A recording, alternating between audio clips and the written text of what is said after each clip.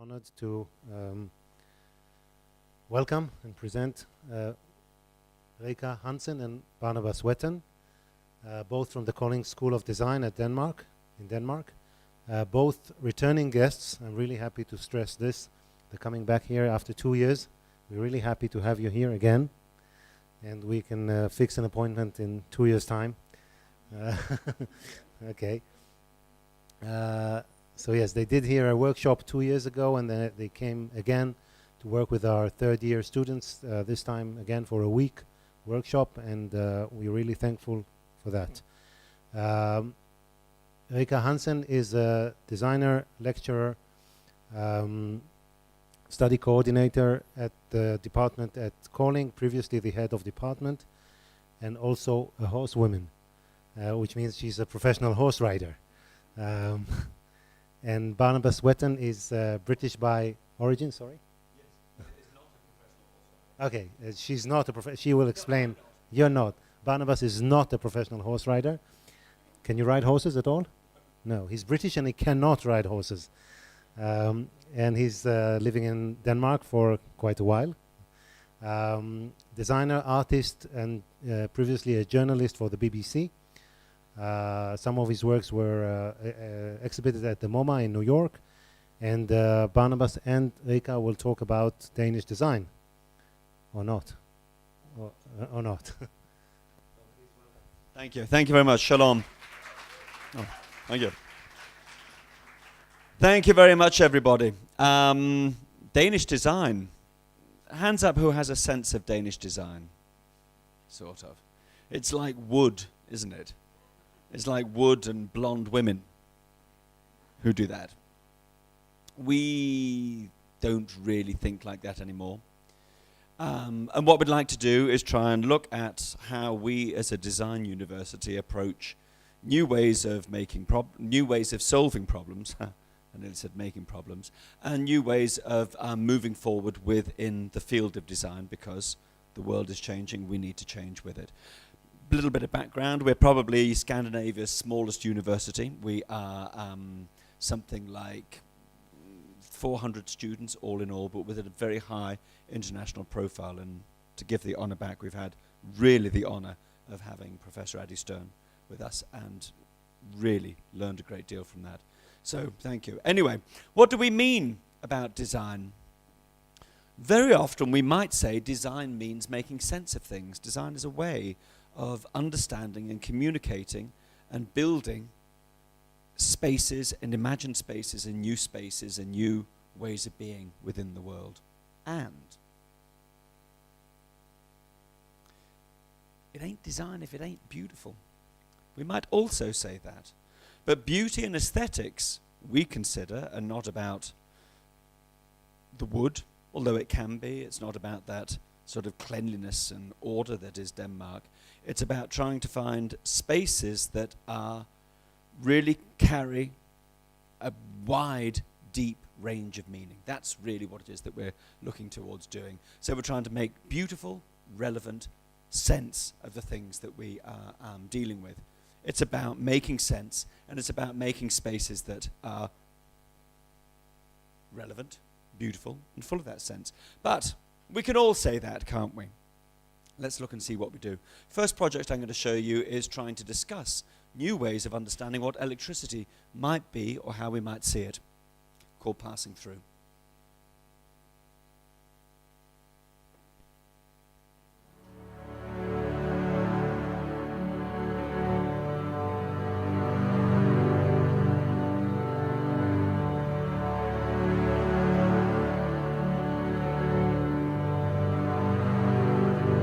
Like a wave in the physical world,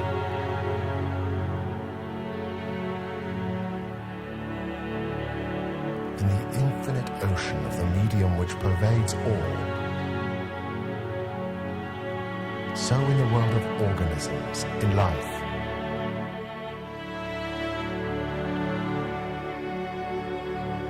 an impulse started, proceeds onward, at times maybe with the speed of light, at times again so slowly that for ages ages and ages it seems to stay.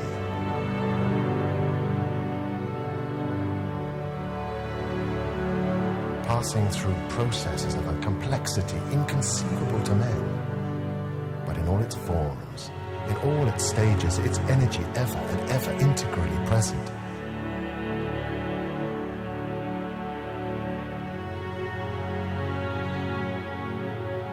A single ray of light from a distant star falling upon the eye of a tyrant in bygone times may have altered the course of his life,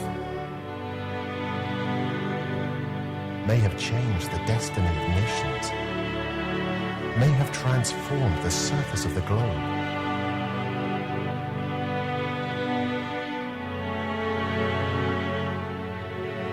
So intricate, so inconceivably complex are the processes in nature.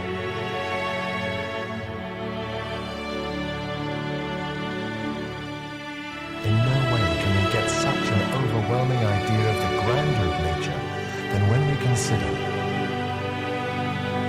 that in accordance with the law of the conservation of energy,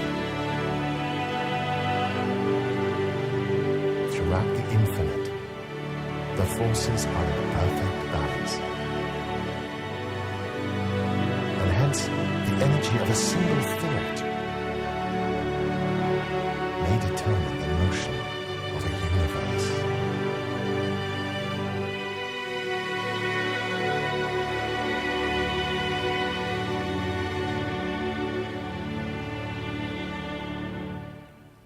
But how do we get there? How do we understand what it means to work with students? In what ways do they work? Rika. Thank you. One of the first thing when our students start at our university is that we teach them how to understand people, how to understand, to make products for users. So this is the next thing we're going to show you is a first year course. It's their second week at the school, so we don't start with teaching them illustration, graphic design, interaction. We teach them to understand people. And I'm going to show you an example of, this is a sketch. This is a project where the students work with the Danish Railway, and they had to kind of work, how is it to take the train every day back and forth to work or to school, and how can we kind of get around your personal space. So this is a prototyping of the students doing role play in terms of trying to create personal space. What does it mean, the different scenarios that they can get into, women talking, children that are crying, and then also sketch in terms of how does the mood for the certain person that we're following change in order to communicate. I'll put a little.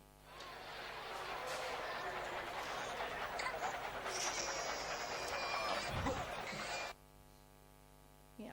So we do these things. We also do things like body storming, which means if you should design for blind people, you blindfold yourself in order to understand how does this look like for making new products. And from this project, the student carry on and went out to the train station and did some prototyping with people. Again, because we can't imagine or assume what kind of product we're going to do. But if we create different scenarios, we might discover the reaction of people, and from that can do new products. So these students, with still this topic, create a private space in all its way that you can do it. They did this prototyping, and this is a hidden camera, 1 or 2 hours at the station.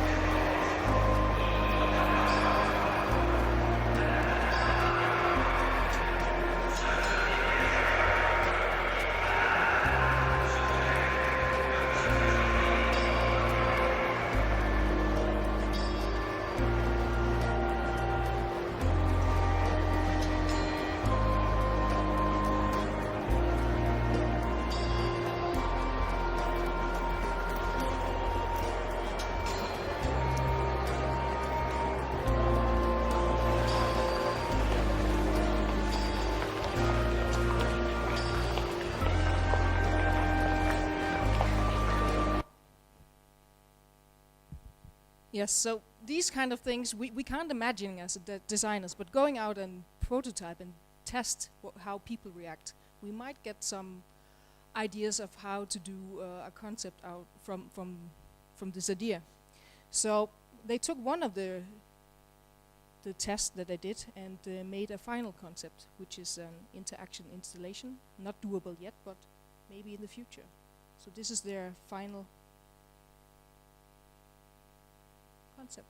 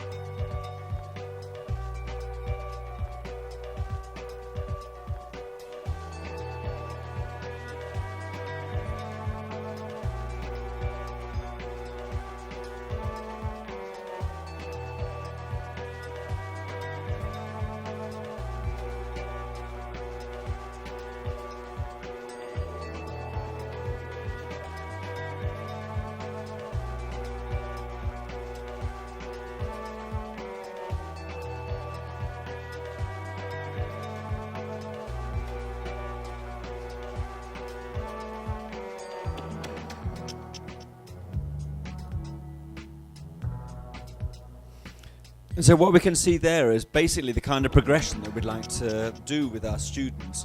Make them understand both in terms of the aesthetics that we saw with passing through, but absolutely in terms of finding ways to relate to the groups and societies that they're part of, is one of the core central aspects of what it is that we work with. And here is another example of how that might be. Although Adi said that I personally had exhibited at MoMA, I haven't. I've been responsible for curating and working with and developing projects that have been done. So I just need to make that clear, but thank you, Adi. I like the idea. Thank you very much. And here is one of them. This is very, very simply one picture, how you might deal with sharp needles in Africa and the third world once they're used. This is taking an existing resource, Coca-Cola cans, putting a clip on top, then you put your sharp in it, break it off, and then the sharp's kept in there. And they don't go into secondary and third-rate use, which means that, as it stands, 22,000 people a year are infected with hepatitis in Africa alone because they have been forced to use secondary used needles. This is a way of dealing. This is now set in production. It's part of the Poem collection in MoMA, won the Index Prize, and is now in full production and full distribution in Africa.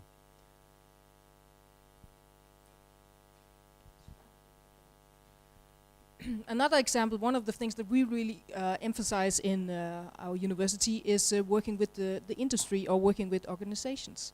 And on the third year we did a data visualization project working with the Danish police, because the Danish police came to us with statistic, which they, in terms of communication, were difficult to read, were difficult to make decisions from, and they basically hated this tool they had. So the students were asked, how can we do this in a more efficient way so that we can read it, can make decision from it, and also use it more proactively. So this group was getting into how do we do clear data efficiently and prioritize them, what kind of interaction should we do in terms of making the police interact with the data. So they would really like to do a strategic meeting tool to prioritize and communicate for and by the police.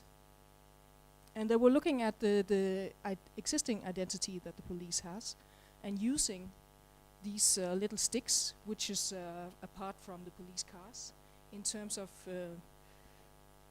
making data from it. And the sticks, the direction of the sticks is a way to show if crime is going forward, if it's coming more crime, or if it's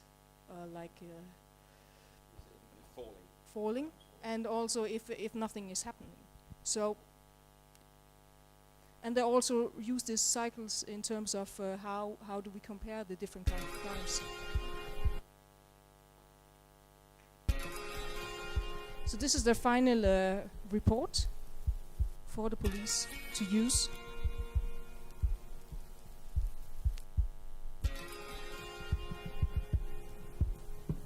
So it's combining the different information from the cities, how much crime, and if it's going forward, backward, or is static.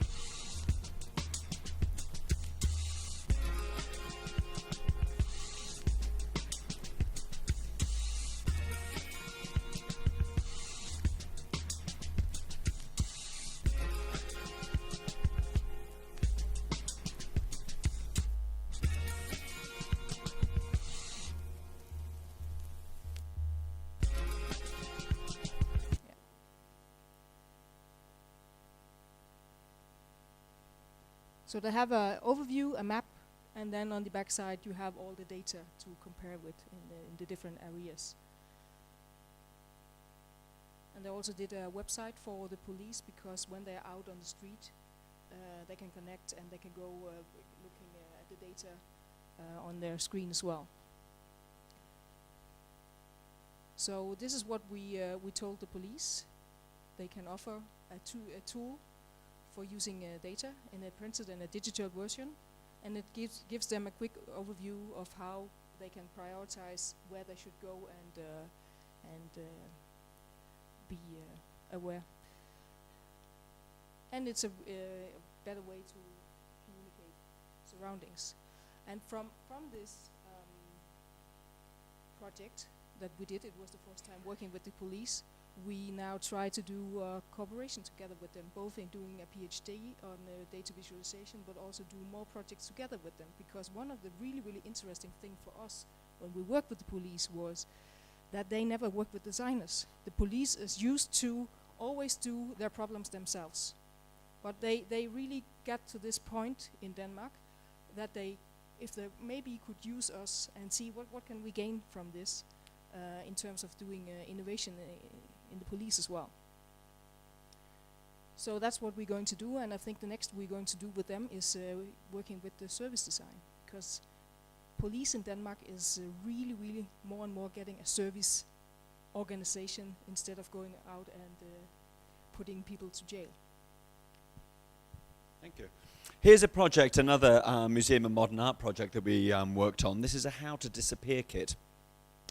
How to disappear is a very interesting thing. What we looked here at was the comparing British surveillance with Danish surveillance. Danish surveillance from the state generally comes through personal numbers and is a hidden kind of surveillance. British surveillance is very, very, we also do this, the British read your emails, you Israeli read your own emails. But here, what we were looking at was how you might compare visual surveillance with digital surveillance. And we made a box called a How to Disappear kit. The only place you could buy this box in Denmark was from these very, very Danish, I don't know if you recognize what these might be. Hands up if you recognize them. Thank you. One person who'd been to Denmark. Thank you, Yaden. What these are small, they're small boxes that you can buy. When I first moved to Denmark, you could buy 3 things in these boxes at any time, day or night. You could buy number 1, cakes. You could buy number 2, fishing tackle. And you could buy number 3, pornography. So what it is that we did, we sold these in old video boxes, a how to disappear kit that taught you how to disappear. This was a book that described all the different ways you're being surveilled. Here, for example, if you put a stone in your shoe, you will disappear from the kinds of visual surveillance that recognize you're walking. I doubt you Israelis will remember, but a number of years ago, the Swedish foreign minister was murdered. She was stabbed in a shop, and the person who did it was found on surveillance cameras, but you couldn't see his face. He was put in prison simply because we were able to recognize his walk in relation to the walk that was on the surveillance camera. If he'd put a single stone in his shoe, he'd have disappeared. Here's another thing. Here's a mask for the Danish winter. Yes, Yarden, isn't it like that? It's actually like that at winter. It's hellish. So this is a mask you can put on and not have face recognition. When the light comes back, you can put a moustache on. You're not going to be recognized. This was taken up by the Museum of Modern Art too. We sold 500 kits, and I kid you not, we sold 300 of these kits in one go to Baghdad Museum. Take that. Here's another project, working with industry. Every week, ships sink. Quite literally. Every week, tens of people die because they're not able to get into life rafts. Do you know what it's like? You remember when you're a child trying to climb out of a swimming pool? It's very hard. Now, what you have to imagine, also up north where we live, you're having to do this in water that's around 2 degrees. And waves in the winter can be 10 meters high. So you can swim to a life raft, but generally they're very hard to climb into. So what we developed together with Viking life-saving equipment, instead of trying to lean backwards to climb in, here, a ladder so that you can lean forward to ease your getting into the life raft. And here's also a very interesting function, because when you're in these kinds of catastrophic situations, different things will happen. Everybody will fight everybody. There is only one combination of people that never, ever, ever fight. So if a fire suddenly took hold here, we have no conscious control of it, will, for the most part, start fighting each other. Wives will hit their husbands. Husbands will hit their wives. Children will hit their parents. Mothers never fight their children. There's not a single case of it. We will lose color vision. Your brain doesn't need color. Whether the door is green or white at this stage is not really important. And you'll get tunnel vision. So if you see a door, the only thing you'll see is a door. We're not particularly interested in the make of the loudspeaker. So all of these factors mean that when people are in the water, they swim to the door and they will fight and kill you to get into it. It's just the way we are because we're animals. So what this does is a sea anchor, because generally the life rafts spin and spin and spin. So you can swim towards the door, but in the wind, the door will spin away from you. The only thing you'll do is swim towards the door, and then the current will take you away from the door, even though you've got that close to it. So what this does is organize the door in the best position in relation to the wind.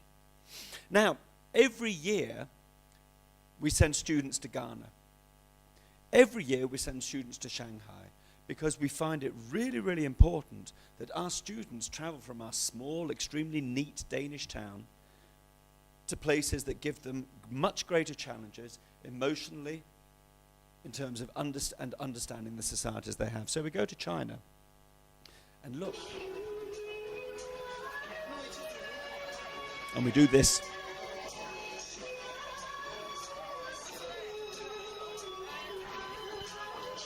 And what you can see there, or what we saw, was a student working, as we see it. Is it like also for you wonderful guys we're working with today, we ask you to go out on the streets and try and understand things. This is a student trying to understand what it means to be in China, where we dance, but where you dance publicly. I haven't seen anyone dancing on the streets here in Israel. In Denmark, it's unthinkable to dance on the street unless you're completely drunk. China, everyone dances on the street. It's beautiful. And this is one of the places we work, the Forever Bike Company, where we went from 0 bikes to these bikes in the space of 5 weeks, together with Chinese students. This is a very interesting one because we chose not to sign a copyright agreement with the Forever Bike Company because we knew if we did, they didn't wouldn't help. 2 years later, this bike's on sale in China. I like that. To hear some of the bikes we made. Fully rideable. Yeah. But here's something very, very different. Watch this.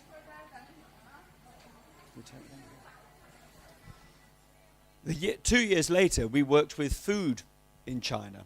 And what you can see here produces something like 30% of all the food oil in China, in the cities.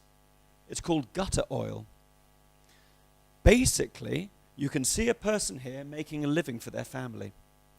They go out and take the rubbish that is thrown out of restaurants into gutters, pick it up, refine it, and bring it back into the system.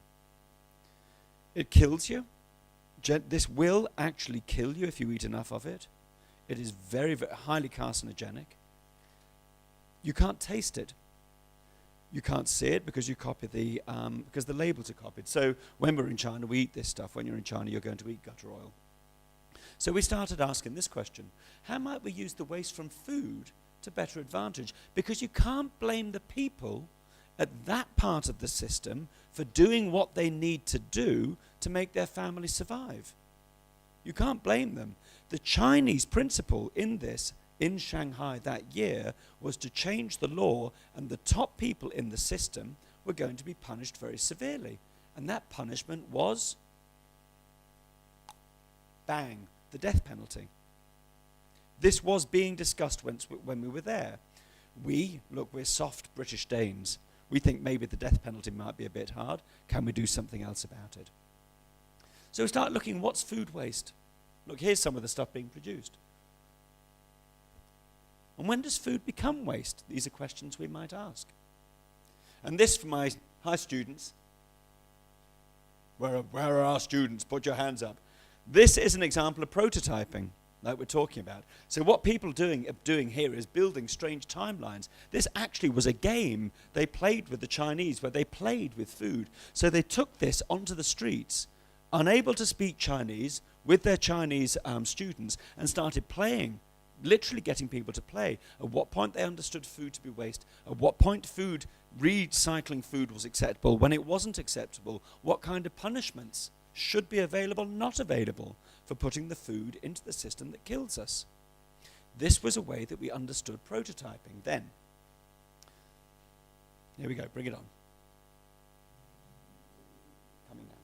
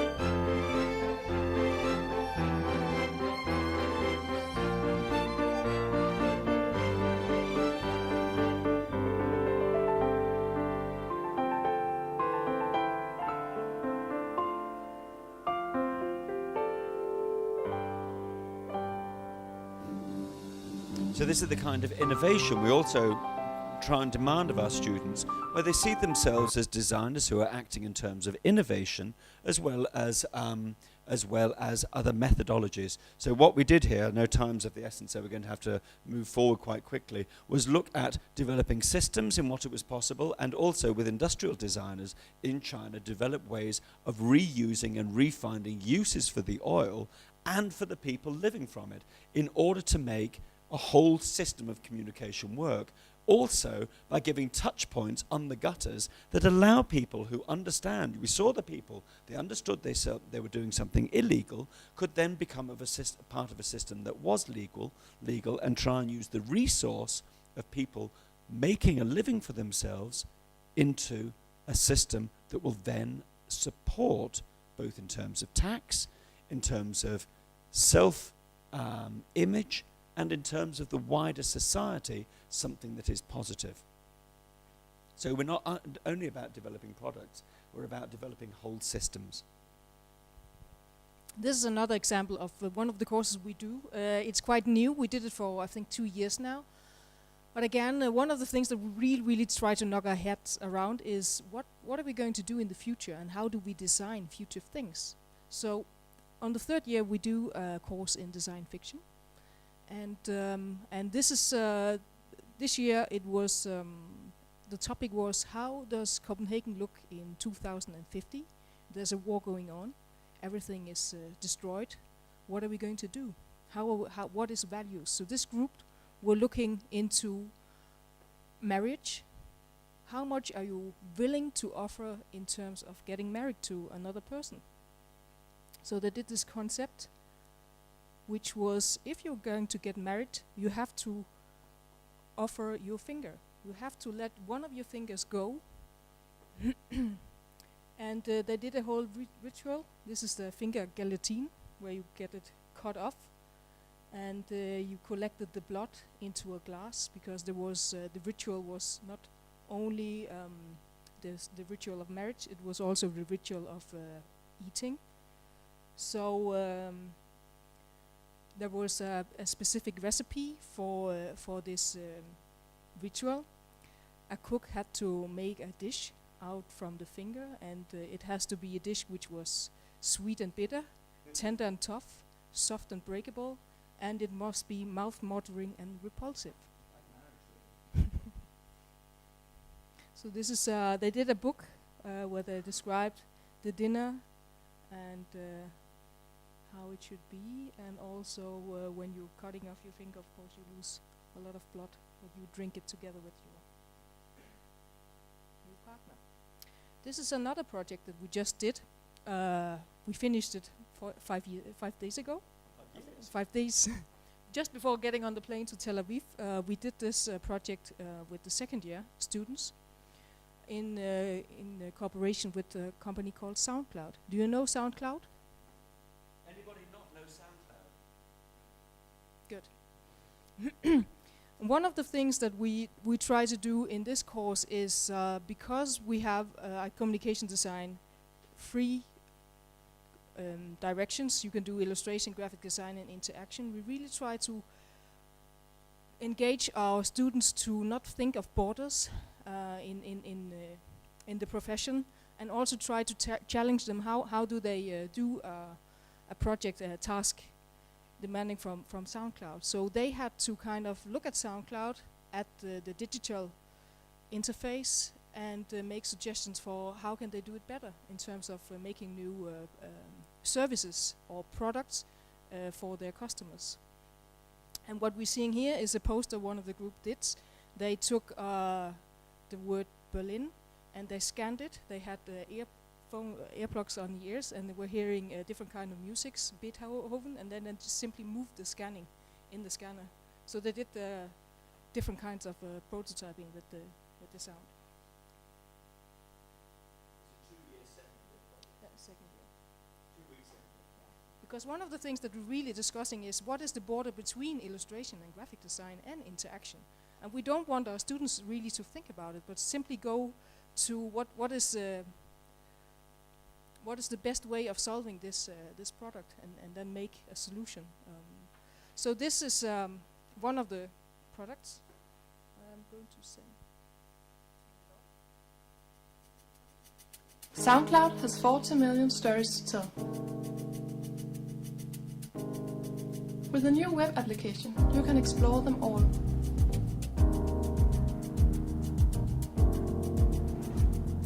This is Lindsay. She has just broken up with her boyfriend and has made a song about that cheating piece of shit. Auric is experimenting with sound in objects. And then there's Oyvind. Well, no need to go into further details. Instead, let's take a look at how to discover interesting music through the new Explore page. Each of the triangles on the globe indicates artists. You can explore globally or locally, and every criteria you set will reveal a relevant artist for you. Sort the artist by genre.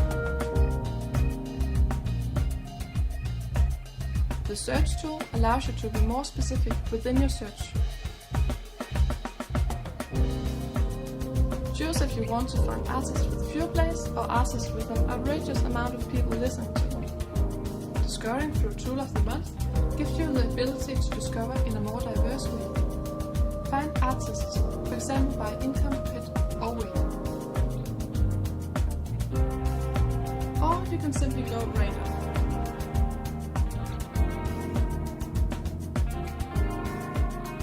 Explore the story of Lindsay, Auric, Oyvind, or the 40 million other artists.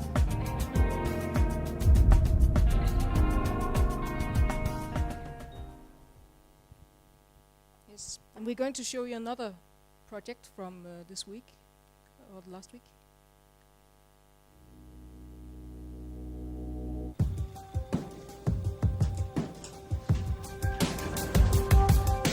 Every city has its own rhythm. And every place has a beat. If you search for it, you'll find music everywhere.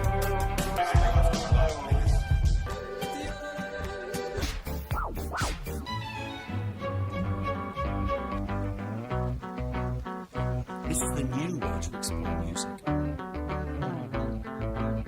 Soundscape geotags the music that's played on SoundCloud and maps it into musical environments. When moving around the city, you can listen to the music attached to your specific location, and this enables you to rediscover your city and explore new music.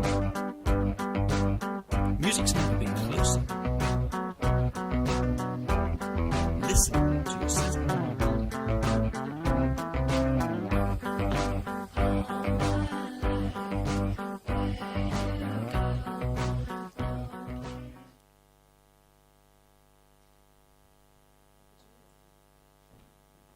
We know that every year you guys go to Milan, don't you? This is some of the projects that we do in our Milan work. Bring it on. This was a fantastic. We do this in conjunction with companies, where we try to challenge the companies about the way they can understand their own materials and productions, and what it means to work with things. This was a guy called Brian Franson, who was working with a carpet maker, who made his own self-image from carpet in hundreds of layers, and then made a negative image of that, which was absolutely stunning. You could see there. Also, there's a great. This was one of our French students who was working with Echo Shoes, who wanted to challenge and engage us with different ways of using feet in terms of the space, because we exhibit in different containers every year. And the way she did it was this. So, not that it has a desperately practical advantage, but you role to play. But in that way, you're able to reinvent and re-understand how shoes and space and playfulness can go together. And as we say in Danish, mange tak.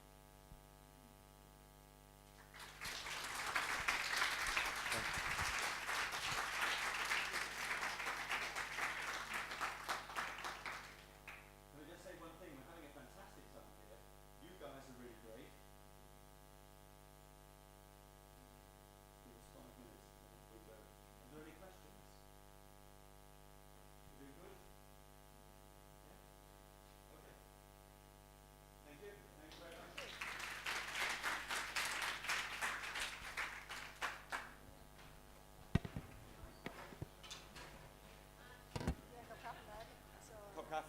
Det skal vi ikke.